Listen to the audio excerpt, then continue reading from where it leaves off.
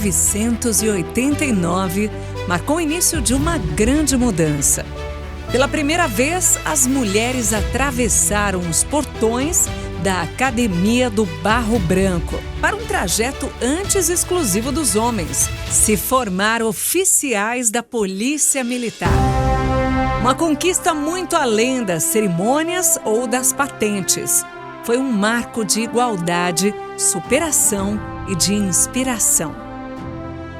Muitos passos foram trilhados para a publicação deste edital do concurso público, abrindo vagas para mulheres no curso de formação de oficiais. Desde a criação do Corpo de Policiamento Especial Feminino na década de 1950, passando pela formação de batalhões e o ingresso no policiamento ostensivo a partir dos anos 1970, elas já desempenhavam papéis essenciais nas forças de segurança paulistas. No entanto, havia limites claros. As mulheres ainda não tinham pleno acesso à hierarquia e ao oficialato. Até a Constituição Cidadã de 1988 declarar: homens e mulheres são iguais em direitos e obrigações. É preciso coragem para desarmar barreiras, enfrentar preconceitos e redefinir o significado de servir e proteger. E ninguém melhor do que elas mesmas para contar essa história. Vamos ouvir as vozes das pioneiras que viveram cada desafio, cada conquista e ajudaram a escrever um novo capítulo na história da Polícia Militar do Estado de São Paulo. Em 1988, no final do ano, foram abertas 15 vagas para poder fazer esse curso, o curso de formação de oficiais, em turmas mistas com os alunos. Eu não tinha a pretensão de passar, porque eu tinha a ideia de que era muito difícil. Foi um privilégio ingressar num momento histórico na primeira turma de mulheres para o curso de formação de oficiais da Polícia Militar na Academia do Barro Branco. E então nós começamos aqui a nossa saga, desbravando aqui esse universo que era até então intransponível para uma mulher, e por isso nós somos chamadas as 15 pioneiras do Barro Branco. O meu pai, Coronel Ari Raposo de Faria, é policial militar, foi policial militar por 35 anos, e eu venho de uma família, do lado do meu pai, com vários militares. Só que nunca ninguém imaginou de ter uma menina na Polícia Militar, porque não era possível isso na época. Então meu pai nem me levava muito no quartel, eu não conhecia muito, que nem era normal os pais levarem os filhos meninos. Mas um amigo da família, o Coronel Milton da Costa, que trabalhava aqui na academia, falou para o meu pai: vão abrir vagas para as mulheres. E eu acho que a Claudinha, que sou eu, tem o perfil, porque ela gosta de esportes, é uma moça que gosta de ajudar. E meu pai falou comigo, E eu falei: vamos, gostei dessa proposta. Inovador, pioneirismo, eu gosto de... A minha mãe, embora não fosse militar, ela tinha muito essa coisa da honra, do valor do feminino, de mostrar a capacidade da mulher. Então eu sempre carreguei essa tocha comigo. Eu sou da terceira geração de oficiais da minha família que está aqui. Na época, eu dava aula de balé, eu tocava piano, eu desenhava, pintava e fazia arquitetura na USP, na FAU. Eu tranquei a faculdade lá na FAU e entrei como soldado. E em janeiro já entrei aqui na academia. Prestei o concurso e passei na primeira turma. Naquela época, eu cursava o colegial e estava buscando quais seriam os meus próximos passos e que carreira que eu ia seguir. E o que chamou muito a minha atenção mesmo era o fato do pioneirismo daquela turma, já que era a primeira vez que mulheres estariam entrando nesse concurso, nesse curso de formação de oficiais, em igualdade de condições com os homens. Então, isso era uma coisa que me atraía bastante, num primeiro momento, e acabou me levando, depois de aprovada, a me apresentar para o curso. Eu sou uma pessoa de origem muito simples. Meu pai era policial militar, minha mãe dona de casa. Nós morávamos em um lugar muito precário, sempre estudei em escola pública. Trabalhei de empregada doméstica na adolescência, trabalhei como feirante. Eu tive a notícia de que a Academia do Barro Branco tinha aberto inscrição para mulheres. Depois de 78 anos de existência, por meio do meu irmão, que era soldado da Polícia Militar, e eu prestei o concurso e ingressei então no ano de 1989. Nasci em Presidente Prudente, fui criada no Vale do Ribeira, na cidade de Registro. Entrei no Barro Branco com 19 anos e permaneci na Polícia Militar durante 30 anos. Hoje eu sou casada, tenho um filho adulto e tenho uma neta, a Helena, de 4 meses. Isto aqui, a casa-mãe, eu já conhecia toda a história. E eu queria pertencer a esse lugar. E eu queria muito. Eu sabia que tinham 15 vagas. Uma tinha que ser minha. Eu não abria mão disso, eu não conseguia. O meu sonho era estar aqui. Era como se eu já pertencesse a esse lugar. Eu dormia e acordava com o livro na minha cara. Nós estávamos aguardando o resultado da classificação daquelas que conseguiram ser aprovadas no concurso. E eis que só aparecem 14 nomes. Eu estava desolada. E aí eu pensei, eu não vou ser a 15ª, né? Eu era a 15ª. Meu pai era um policial militar e ele era uma pessoa que ensinava pelo exemplo. Então, desde menina, eu decidi que queria ser igual ao meu pai. E quando eu estava indo para o 2º ano de engenharia, de repente abre o tal concurso e eu pude prestar esse concurso escondida. Na verdade, minha mãe sabia, meu pai não sabia que era o policial. E ele soube pelo Diário Oficial e ficou tremendamente orgulhoso.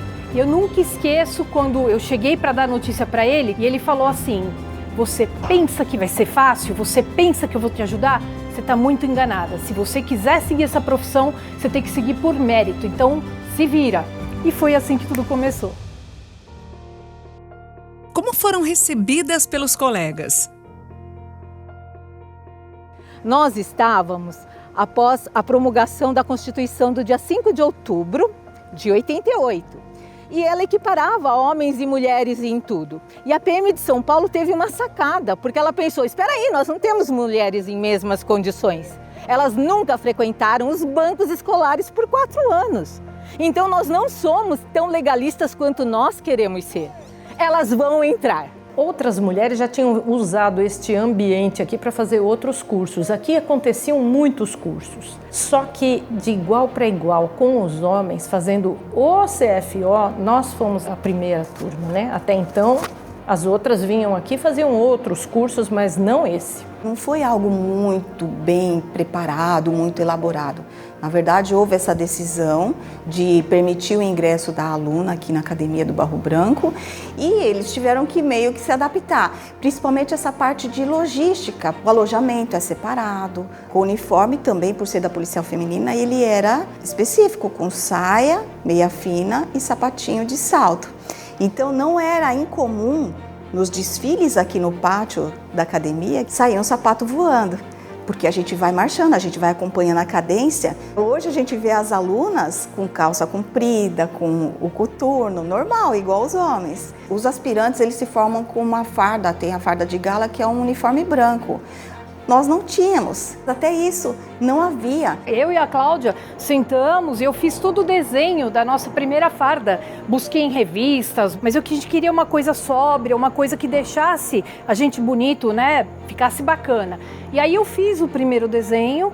Com esse desenho que as meninas aprovaram, a gente levou para um alfaiate e esse alfaiate fez o nosso primeiro uniforme e a partir daí foi adotado, né? Foi colocado no regulamento de uniformes esse uniforme que foi criação das estilistas pioneiras, tá vendo? Nós ingressamos em 15 alunas, quase metade desse grupo era composto por pessoas que já eram da Polícia Militar, né? Eram praças da Polícia Militar.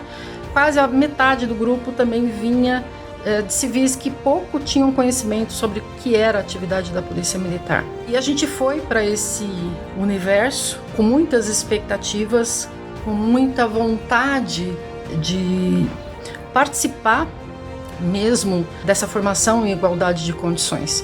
Mas a gente acabou se deparando com muitos desafios ali também. Logo no início, nós tivemos 3 colegas que desistiram. Por opção de vida, porque buscavam outras formas e não se adaptaram, talvez naquele momento, ao tratamento que a gente recebia, à exigência que era feita para que a gente tivesse treinamento físico, o treinamento técnico, a parte operacional, e elas decidiram seguir outros caminhos. Aqui a gente vivia no internato, né? Então era de segunda a sexta-feira que a gente dormia aqui nessa escola. E era necessário ficar com o cabelo curto, sempre. E não tinha essa abundância de salões, de barbearia e coisas assim. E aqui havia o barbeiro. Eu falei, eu preciso cortar meu cabelo, senão eu posso ficar presa. Não tive problemas. Fui no barbeiro daqui, sentei lá e falei, eu vou cortar o meu cabelo. Ele ficou todo contente de poder cortar o cabelo, que acho que era muito mais agradável cortar de uma mulher do que dos caras. Mas os caras ficaram enfurecidos, porque esse era um ambiente masculino e como que estava ainda a mulher. E eu achei a coisa mais natural do mundo, sentar lá e falei, gente, eu preciso cortar o cabelo, senão eu vou ficar de LC. E eu não queria ficar aqui no final de semana. Então, já que aqui todo mundo pode cortar o cabelo, por que eu não posso cortar o cabelo? Sentei lá e lá fiquei e saí com o meu cabelo cortado. É claro que isso causou muito desconforto nos meus colegas. Nós, de certa forma, chamamos muita atenção, roubamos a cena. E muitos se ressentiram com isso. Aqueles ressentidos tentavam dificultar a nossa vida ao máximo, exigindo coisas que talvez não exigissem de outros alunos da mesma turma, do mesmo ano. Mas, por outro lado, também, nós tivemos muitas pessoas dispostas a nos ajudar. Eu dividiria a academia em 3 partes. Uma parte que nos aceitava perfeitamente bem, entendia, achava normal, nos aceitou como iguais, não teve problema nenhum, tanto dos veteranos quanto dos alunos da nossa própria turma. Uma parte que não estava nem aí também, e uma terceira parte que fazia de tudo para dar errado. Então, meio que trabalhava contra, tornava as coisas mais difíceis para a gente, fazia algumas sabotagens no sentido de fazer alguém de nós chorar, desistir, pedir baixa. Eles não entendiam muito a nossa presença e por muitas vezes eles me pregavam peças, colavam as páginas no meu caderno, me mandavam para o lugar errado da instrução, porque sempre deixado na lousa, onde é a próxima aula. E às vezes eles sabiam, porque eles estavam no mesmo alojamento e eu não, eu estava em outro alojamento. Então eles me pregavam muitas peças. E eu ficava triste, mas eu fui aprendendo a lidar com eles. A determinação era, tudo que elas fizerem que não estiver de forma correta para todos, caderno. E caderno era caderno de conduta. Isso refletia no seu licenciamento cassado. Eu não podia sair daqui para minha casa aos finais de semana. Sexta-feira, 17 horas, todo mundo informa. Zivânia, caderno, 72 horas. E lá estava eu presa de novo. Era para fazer isso, para saber até onde a gente aguentava ser tratado no nosso limite. A exigência ela era muito absurda, muito além do que deveria. Falta de educação, falta de trato. Lembrando que eram todas jovens, num universo que era só de homens, então a gente tinha 600 alunos e 15 eram mulheres. A maioria dos que estavam aqui achavam que ou a gente não ia aguentar, ou que a gente estava aqui para arrumar marido, ou então achavam que nós seríamos protegidas. Ficavam o tempo todo observando e comparando como é que tratavam a gente, se era parecido com o que tratavam eles ou até pior. Muitos estavam empenhados em fazer a gente desistir. E isso era muito estranho, todo esse preconceito, assim, eu falei, mas não faz sentido. Alguns colegas nossos que eram civis também estranharam isso, porque não havia isso no mundo deles. E não se entendia, e ainda não se entende hoje, que isso é uma profissão. Então as pessoas são vocacionadas para aquilo. Se ela consegue fazer, ok. Se não consegue fazer, tem que procurar outra coisa. Ponto. Esses que resistiam, com o passar do tempo, foram observando que a gente também tinha o mesmo objetivo que eles, que era ser oficial da Polícia Militar. Eu nunca quis competir com eles, a gente nunca quis competir com eles, mas sim ser cooperativa, né? Então, ao longo da carreira, isso foi sendo clarificado para eles, porque eles também não entendiam, eles achavam que a gente veio para pegar o lugar deles, e nunca foi isso, nunca foi isso. A gente sempre veio para somar. Era um caminho que era desconstruído, uma visão de mundo que era desconstruída, para que uma outra visão pudesse ser construída nesse espaço. Isso gerou bastante conflitos, né? Será que ela vai conseguir? Será que ela vai fazer? Será que ela vai chorar? Não vai querer? Eu era muito chorona. Chorona porque eu não entendia todo esse mal-estar que havia aqui. Mas na mesma medida que a gente é chorona, a gente também é alegre. Essas duas potências de você poder chorar, você poder dar risada e você poder ter a atitude. A gente percebeu ao longo desse período a importância do nosso papel, de mostrar que sim, nós estávamos aqui, não era para desistir, nós estamos aqui para vencer, para mostrar para a Polícia Militar e para as outras pessoas da própria sociedade que era possível conciliar o ensino militar, homens e mulheres convivendo no mesmo espaço. Aí aconteceu que, como a gente estava em outro quadro, chegou uma hora que nós fomos promovidas na frente deles, inclusive daqueles que tinham maltratado muito a gente. Muitos deles tiveram que amolecer, porque eles tinham que olhar para a gente com outros olhos. Agora eles não podiam mais tentar me fazer desistir, pedir baixa. Eles tinham que obedecer, era pior ainda, né? Realmente a gente conseguiu, depois de quase 4 anos, nos formarmos aspirantes. E até hoje a nossa turma, a gente obviamente era uma turma muito grande, então a gente não tem contato com todo mundo. Mas com quem a gente tem contato é sempre uma alegria assim, reencontrar, porque eles acompanharam muito mais do que a dificuldade deles. Nós tínhamos essa dificuldade de superar essa barreira, que era sendo mulher numa academia militar. Foi uma situação inédita, né, das alienígenas chegando no planeta Terra. De repente, assimilou de uma forma que hoje as mulheres que entram na polícia, entram na academia, nem percebem essa diferenciação. Quais os maiores desafios da carreira? Para mim, foi muito desafiador que tudo que a gente fazia era experiência. Ninguém sabia o que a gente dava conta de fazer, ficavam testando o tempo todo. Essa situação de ser testado o tempo todo era muito desagradável. Inclusive porque não existia assim um limite. Você vai correr, por exemplo, vai correr tantos quilômetros. Não, você vai correr até não aguentar mais, porque nós queremos ver até onde você aguenta. Não tinha assim, isto que você fez tá bom.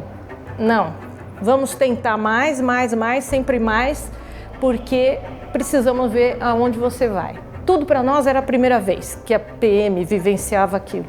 Isso para mim foi a parte mais desafiadora e durou a carreira inteira, porque nós éramos as pioneiras. Eu lembro com muita clareza um momento muito difícil que eu passei logo no primeiro ano. Nós éramos avaliados periodicamente, que isso chamava aptidão para o oficialato. E meu comandante de pelotão avaliou de forma negativa, dizendo que eu era enclausurada em mim mesma. Foi a frase, né, que ele usou. Nós tínhamos na época uma oficial feminina aqui na academia, que era a Capitã Vitória. Ela que me trouxe essa notícia, né? E aí ela me deu algumas dicas. Falou, olha, você vai ter que escapar de você mesma. Claro, eu tive que me desdobrar para mostrar o meu potencial, e isso fez com que eu mudasse realmente de atitude. Eu comecei sim a me voluntariar para as coisas, busquei mudar meu comportamento, até me interagindo mais com as pessoas, não levar tanto a ferro e fogo, tão a sério algumas cobranças que eu tinha, e com o tempo eu acabei me soltando bem mais. Mudei minha avaliação, mudei até a minha forma de se apresentar, e eu acredito que eu cheguei muito diferente. A pessoa que iniciou, aquela pessoa tímida que chorou quando perdeu o sapato, né, no pátio interno, ela chegou muito mais forte e muito mais preparada para a carreira que nós teríamos pela frente. Isso foi apenas um momento, né? Claro que a nossa profissão ela foi cercada por muitos desafios diferentes. Quando a gente se forma e sai, e cada uma vai para os seus espaços, então eu vejo que os desafios começam a ficar mais complexos ainda, porque aquele grupo que estava ali, de uma certa forma protegido pela instituição, Academia do Barro Branco, ele vai então, praticamente cada uma, nós fomos em duplas e depois fomos indo para outras organizações da Polícia Militar do Estado de São Paulo, e na maior parte das vezes ficamos sozinhas, né? Creio que o primeiro grande desafio foi a frustração de ter sido a primeira colocada de cavalaria e não poder realizar o sonho de ter ido servir no regimento, receber o sabre. Na época, as mulheres não serviam nessas unidades especializadas. Nós tivemos uma formação em igualdade com os homens e estávamos indo para um comando que só era feminino. Foi um pouco difícil. Nós vivemos ao longo da carreira momentos de não ser aceita nem entre os homens e nem entre as mulheres. A gente falou, e agora, né? Ainda como aspirante, eu fui parar numa unidade do batalhão feminino, né, do comando feminino, e eu pegava muita ocorrência. Eu já chamava, né, o pessoal no apoio para eles chegarem, para eles conduzirem a ocorrência, porque eu não podia ficar pegando tanto flagrante, porque até então o comando de policiamento feminino, ele não atendia ocorrências propriamente policiais. Só que nós tínhamos sido forjadas por 4 anos para enxergar a ocorrência. E aí a animosidade, você está desviando. Essas moças não têm o preparo de vocês. Na época, a polícia feminina, como era chamada, ela tinha atribuições específicas em atendimento de ocorrência, voltadas mais para mulheres, para crianças. Então, esse desafio e essa resistência das oficiais do quadro feminino na época, que tiveram uma outra formação, elas tiveram uma outra experiência profissional e elas gostariam de manter dessa forma, mas para nós era pouco. Então, com o tempo, fomos provando, inclusive para essas oficiais, para o comando da instituição, que nós tínhamos competência e capacidade para ir muito além. O outro grande desafio foi conciliar o papel de mãe, esposa, com a questão da profissão. Essa arte de conciliar ser mãe de 2 crianças pequenas, ser esposa, né? Isso foi eu acho que talvez um dos maiores desafios da minha carreira. Graças a Deus eu tenho um marido que sempre gostou, sempre apoiou, é o meu grande amigo, meu grande parceiro, e minhas filhas hoje têm muito orgulho de onde eu cheguei, inclusive uma delas seguindo o exemplo, sendo hoje uma policial federal. É muito gostoso você poder plantar essa semente, que nós somos iguais, nós somos capazes, com características diferentes, né? E ao longo desse trabalho, eu tive sempre muita facilidade para os comandados. Se eu sentia alguma dificuldade, às vezes os colegas, aquele medo da competição. Mas eu sempre mostrava que eu não estava ali para tomar lugar de ninguém, eu estava ali para ocupar o meu lugar. Então, essa caminhada dentro da polícia foi muito gratificante e as dificuldades parece que nos alimentavam. A gente não tinha medo disso. Para mim, sempre foi um estímulo. Eu já tinha vivido um grande desafio que foi entrar na academia onde o universo era só de homens. E quando eu fui para o Corpo de Bombeiros, eu também fui a primeira oficial do Corpo de Bombeiros. Em alguns momentos, as pessoas testavam não só a capacidade técnica, intelectual, como a sua emocional, a ponto de chegar assim num incêndio que eu estava comandando, que seria algo corriqueiro. E um policial bem antigo, assim, um bombeiro bem antigo, daí ele olha e fala assim, mas eu não aceito ordem de tenente cheirando leite masculino, quem dirá de uma menina que tem idade para ser minha filha. E assim, não, frente de todo mundo, você tendo que coordenar as ações de incêndio, da ocorrência e ter que lidar com uma afronta, né? Eu me lembro muito bem dessa data que eu identifiquei o caso de um tenente que precisava ter saído da rua. Falei para o meu comandante tirá-lo da rua, não tirou. 2 semanas depois ele se matou. Então, são momentos que marcam demais porque você está vendo a tragédia está se anunciando e você sabe que ela vai acontecer. Ao mesmo tempo, isso fez com que construísse dentro de mim uma temperança, porque existem coisas que você consegue mudar e tem coisas que você não consegue. Relembre um momento marcante do qual sente orgulho ou um momento de tensão. Ocorrências envolvendo crianças sempre foram um ponto fraco, né? Cada um tem o seu. E o meu era com crianças, então assim, o pai estava indo buscar a esposa na estação rodoviária e levou a criança no banco da frente. Ele fez uma ultrapassagem e veio outro carro, bateu e a criança faleceu, né? Então, assim, todas aquelas providências, você ter que dar a notícia para o pai. Então, esse tipo de situação que a Polícia Militar enfrenta, que não é fácil, mas nós fomos selecionados para isso, a gente procura ter o preparo psicológico para isso, para poder minimizar ao máximo possível esse sofrimento, essa dor. Mas a gente também acaba sentindo, tanto que a gente não esquece nunca mais. Numa sexta-feira, 13 de agosto de 1993, eu ter perdido meu pai morto por criminosos. Meu pai ele foi reconhecido como policial quando estava chegando na porta de casa e acabou sendo morto com a própria arma. E isso me marcou demais, foi um divisor de águas. Eu era aspirante, estava trabalhando na Zona Leste e isso me causou uma revolta. Eu comecei com colegas a querer caçar os criminosos e aí entrou um pessoal da corregedoria muito equilibrado, muito sério, conversou comigo, explicou como é o trabalho que é feito e eu acreditei. Eu tive fé, acreditei que nada acontece por acaso.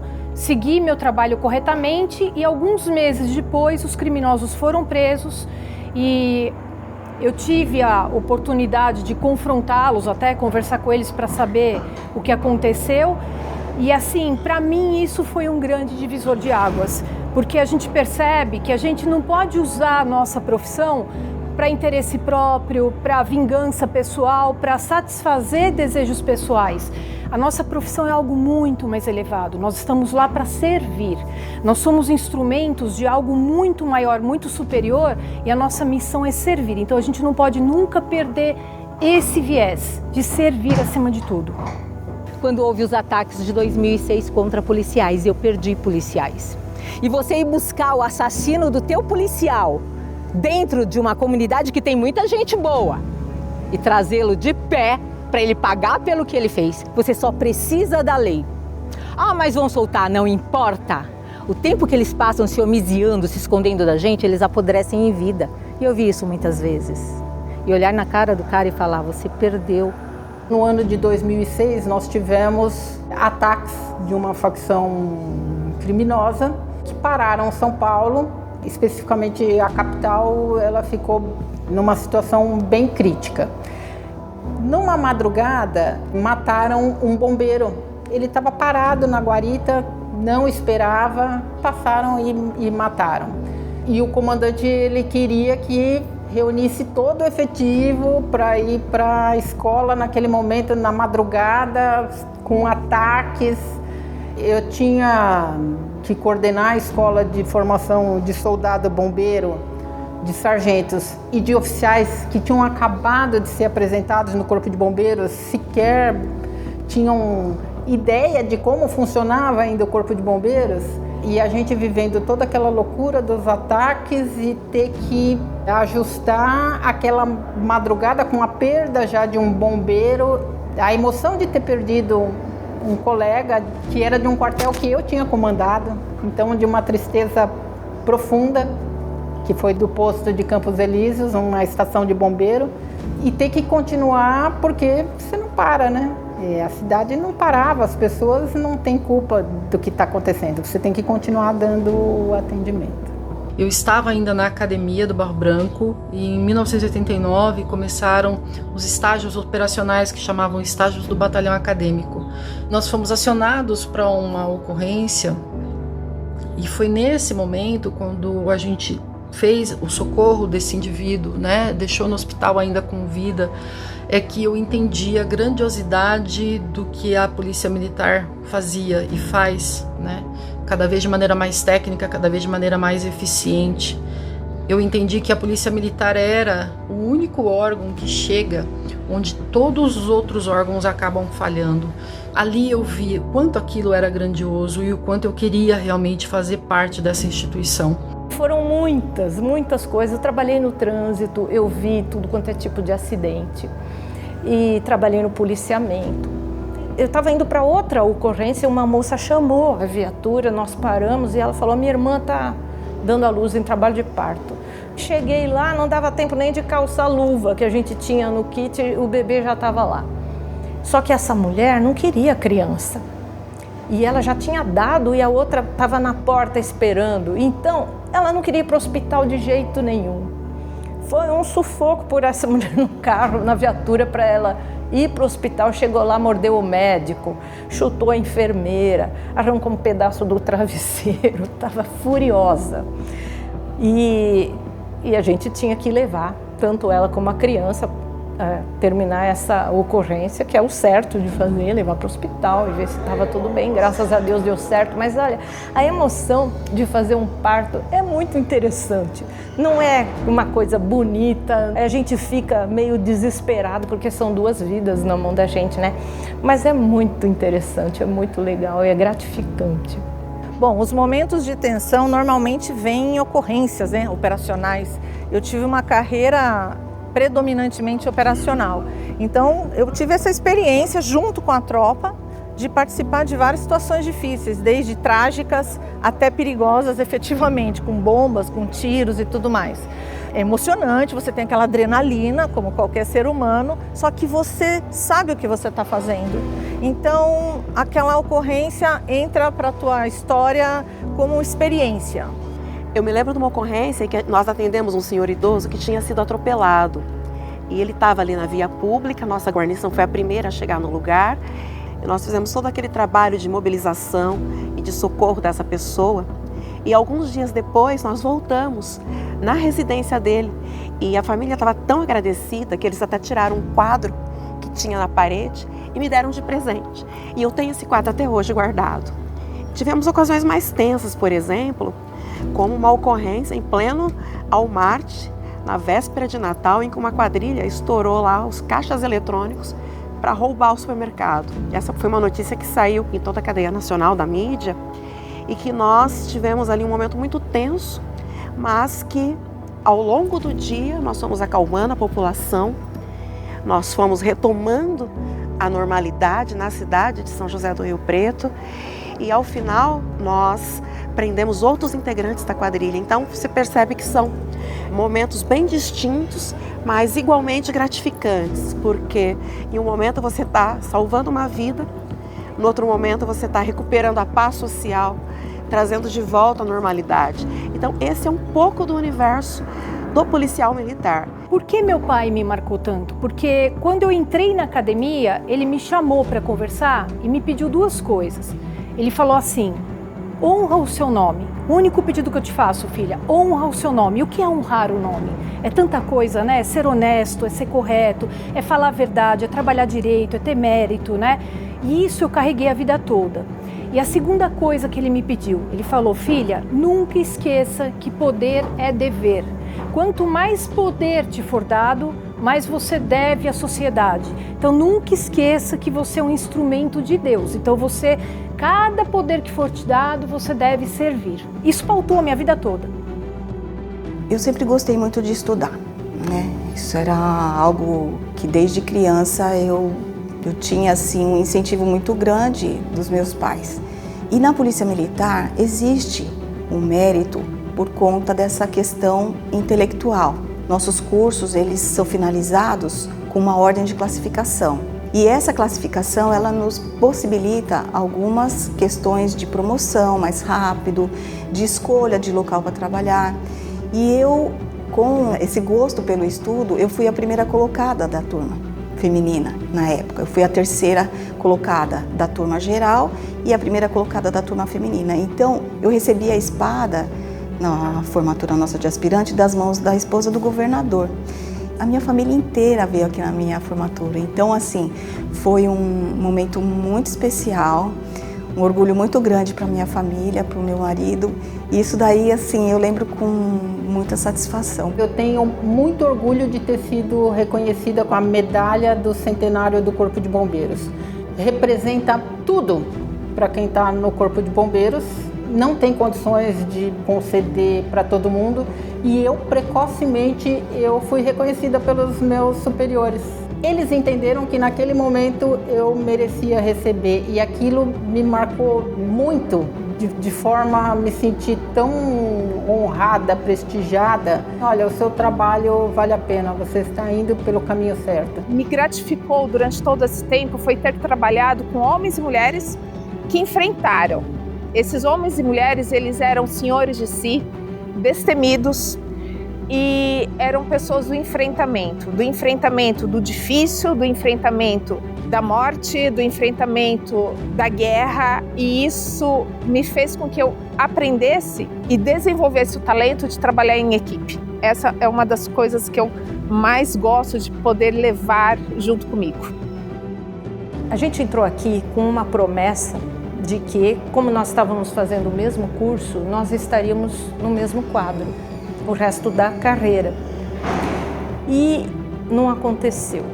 A gente esperou o primeiro ano, não aconteceu. O segundo ano, a gente se formou no quarto ano, já diferente dos homens. Chegou uma hora que eu não acreditava mais. Sinceramente, eu achei que eu ia terminar a minha carreira e eu não ia ver essa unificação de quadros. Inclusive, achava que não ia passar do posto de capitão, porque naquele quadro não tinha condição de ir muito adiante. Não tinha lugar para todo mundo ser coronel ou chegar major, não tinha nada disso, né?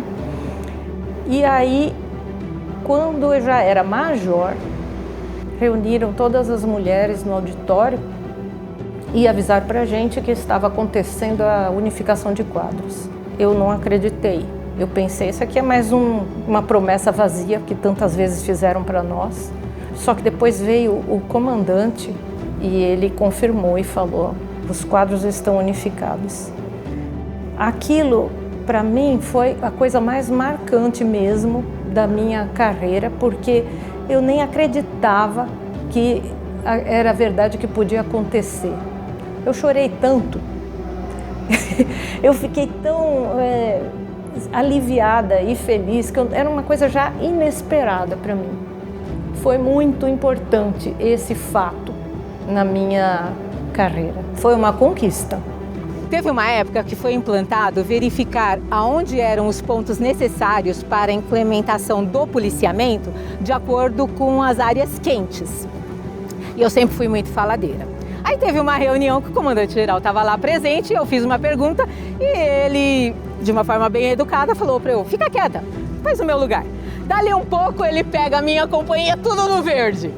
Eu tinha chegado numa companhia 40 homicídios mês, eu estava com 4 e eles eram realizados intramuros, entre cônjuges, era briga de irmão com outro irmão, então eram homicídios que estavam acontecendo em razão do calor da emoção. Aí ele vira e fala: quem é o comandante dessa CIA? Eu: pronto! Aí ele: pode falar o quanto você quiser. Aí eu falei: nossa, só me diga como que você fez isto. Aí eu falei: comandante, tá tudo no meu estudo, eu ponho tudo no papel. Aí ele falou: eu quero os papéis dela. Gente, foi o momento de maior reconhecimento para mim, não precisava mais nada. Eu tinha laureas, mas aquele momento foi assim: você é boa no que você faz. Uma que especialmente me marca foi no final de carreira, quando eu já era tenente-coronel, e trabalhei na região de Osasco com o coronel Ernesto Puglia Neto, que era também um visionário, e ele tinha um sonho que também era um sonho meu, e nós juntamos outros sonhadores e preparamos um treinamento, porque eu sou psicóloga, né? Por causa da polícia eu tive vontade de fazer psicologia, e a gente montou um treinamento comportamental que ao longo de 4 anos chegou a mais de 10 mil policiais militares, para trabalhar e ajudá-los a trabalhar com o estresse do trabalho, saber se relacionar melhor com a família, saber se comunicar, exercer a sua liderança. Então a gente pôde usar o nosso conhecimento da polícia e fora da polícia para desenvolver os policiais, que a gente ama assim como irmãos, agora já meio como filhos, né? Mas foi muito bom, nós tivemos momentos incríveis de você ter o feedback daquele policial que você fez a diferença, né? Então é algo que eu guardo com muito amor no meu coração. O que significa vestir a farda da PM? É todos os dias você conseguir encontrar forças para não quebrarem a sua força. Porque se espera de uma mulher que ela seja doce, que ela seja mãe, acalente, mas não se espera que ela tenha a sua própria vocação, a sua própria personalidade, os seus próprios desejos, suas próprias conquistas. E ela, aquela que está vestindo a farda, ela tem que ter a capacidade de vestir e saber usar essa autoridade sem ser soberba e sem usar de excesso. Então, isso é uma habilidade que a gente precisa desenvolver rápido quando nós entramos na polícia. Eu achava que ser polícia era a solução para tudo. Aí, quando eu entrei aqui, eu senti foi o peso da responsabilidade, que era eu que tinha que resolver os problemas do mundo. É uma segunda pele. O Estado estava onde eu estava, então eu não tinha direito a algumas posturas que seriam inconvenientes. Era a minha segunda pele, sabe? Não tinha mais nada entre nós. Era como se ela fosse a minha extensão de corpo. O orgulho falava muito alto. Eu venho de uma família onde meu avô russo, ele era bombeiro militar na Rússia. Meu avô polonês foi soldado na Polônia, passou por campo de concentração. Meu pai foi policial militar, meu tio foi policial militar, meu marido é policial militar, meu sogro é policial militar. Essa farda, para mim, ela carrega um significado muito forte, muito profundo, porque para mim ela traz a história de muitas e muitas gerações de pessoas que derramaram sangue, que dedicaram a vida para cuidar e servir outras pessoas. Então, quando eu visto essa farda, eu sempre agradeço a Deus, né? A honra, a oportunidade de poder envergar essa farda, né? Para estar lá servindo, né? E representando o Estado, representando aqueles que são os guardiões da sociedade. É uma honra muito grande. É o maior orgulho da minha vida. Representa tudo que eu conquistei. Representa a posição que eu alcancei e eu consigo encontrar pessoas que reconhecem naquela mulher de farda uma amiga, uma comandante, e não tem o que pague. Quando você olha para trás que você ajudou alguém, que a pessoa fala assim, nossa, como você foi importante naquele momento, naquela situação. Significa para mim honrar um traje, um manto que é sagrado para mim. Os valores da polícia já estavam presentes na minha família, através do meu pai e através da minha mãe, que embora não era militar, era professora, mas era uma mulher incrível também. Então, esses valores já estavam na minha vida, já estavam na minha história. E eu aprendi no dia a dia, no convívio com os homens e mulheres da Polícia Militar, que isso é um sacerdócio, né? Que vai de você se conectar com esse sagrado. Se você fizer isso, você vai ter uma vida muito bonita e um servir muito importante. É um grande orgulho. É uma carreira maravilhosa, é uma carreira que ela não tem diferença. A seleção nossa é por mérito. Então, quem quiser prestar o concurso está livre e basta encarar aí as etapas todas. Se eu tivesse, outra vida e tivesse a oportunidade, a possibilidade de escolher uma carreira, eu escolheria de novo fazer esse tipo de trabalho, fazer esse tipo de suporte, esse tipo de atendimento, de ajuda, de socorro das pessoas, de estar presente quando ninguém mais consegue chegar, quando ninguém mais está ali para apoiar esse indivíduo. Nós estamos lá. Isso é maravilhoso, é grandioso. Então eu faria isso de novo se eu tivesse a possibilidade, É uma instituição realmente incrível. Eu faria novamente essa escolha, com certeza. Com alguns ajustezinhos aí no meio do caminho, mas eu faria novamente essa escolha, porque é uma carreira bonita, é uma carreira admirável e uma carreira que a gente se doa. Só para ter uma ideia também, o nosso juramento na formatura, nós juramos sacrificar nossa vida, se preciso for. Nós temos um mausoléu para a nossa profissão. Qual outra profissão tem isso? Nenhuma outra. Olha, eu não posso dizer que ser policial militar tenha sido o meu primeiro sonho de infância. Na minha cabeça eu seria engenheira agrônoma. Esse foi o primeiro vestibular que eu me inscrevi. Mas quando eu fui apresentada para a Polícia Militar, quando eu iniciei a minha vida aqui no Barro Branco, eu me encontrei, eu vi que eu tinha realmente aptidão para essa função. Então todas as dificuldades que nós passamos, na verdade foi uma espécie de combustível para que eu seguisse em frente. Eu costumo dizer que eu sou uma pessoa resiliente, resistente e persistente, porque Realmente, à medida que as dificuldades foram se apresentando ao longo da carreira, eu busquei dentro de mim a força necessária para superar aquilo e para seguir em frente. Eu tinha certeza que eu estava destinada a subir dentro da carreira e, claro, aquele sonho que todos nós temos de chegar ao último posto, que eu tenho muito orgulho de ter chegado a coronel ainda na ativa e de ter exercido as funções que eu exerci.